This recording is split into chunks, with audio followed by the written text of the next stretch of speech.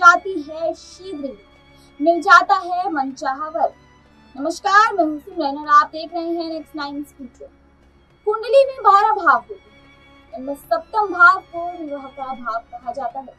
इस भाव को जीवन साथी का भाव भी कहते हैं। इस भाव में शुभ और अशुभ ग्रहों के अनुसार जातक की शादी के योग बनते हैं।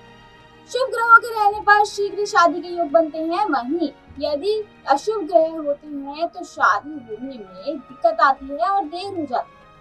देखिए, बुध ग्रह ज्योतिषियों की माने तो विवाह भाव में बुध के रहने पर शादी के योग शीघ्र बनते हैं, यानी कि जल्दी बन जाते हैं।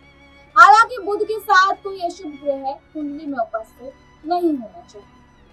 वहीं गुरु ग्रह को बृहस्पति जो है वो लड़कियों के विवाह के कारक माने जाते हैं, यानी कि जिसे हम गुरु ग्रह कहते हैं वो बृहस्पति ग्रह ही है और ये लड़कियों के विवाह के लिए मेन होते हैं। विवाह भाव में गुरु के रहने पर शीघ्र शादी के योग बनते हैं। हालांकि गुरु के साथ भी किसी पापी ग्रह की युति कुंडली में नहीं बननी चाहिए। वहीं यदि बात करें चंद्र ग्रह की, तो देखिए विवाह भाव में चंद्रमा के रहने पर शीघ्र शादी हो जाती है। साथ ही जातक को मनचाहा जीवन साथी भी मिलता है।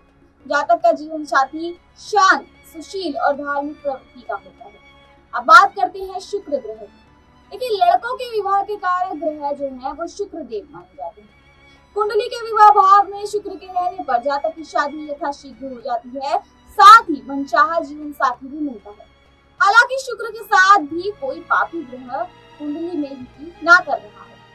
अब बात करें यदि अशुभ ग्रह की, तो देखिए अशुभ ग्रह मंगल, राहु, केतु और सूर्य, शनि के रहने पर शादी में बहुत देर होती है। कई बार जातक को लंबे समय तक इंतजार करना पड़ता है।